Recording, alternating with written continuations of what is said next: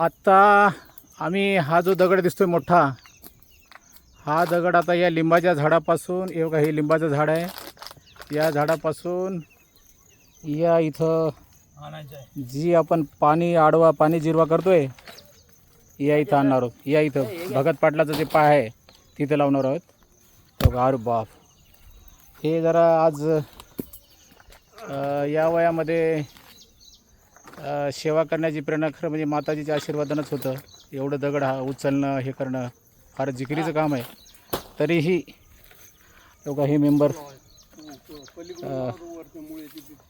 पर्यावरणाची सेवा भगवंत सेवा म्हणून करतात. थोडं पाणी आडलं तरीही झाडाला मिळेल, कारण पाऊस काळ कमी पडतो आहे.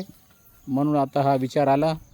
खरं म्हणजे आज खड्डे करायचे होते, पण पाऊस काळच कमी असल्यामुळं पाणी आडवा पाणी जिरवा करणं या डोंगर भागात फार गरजेचं होतं.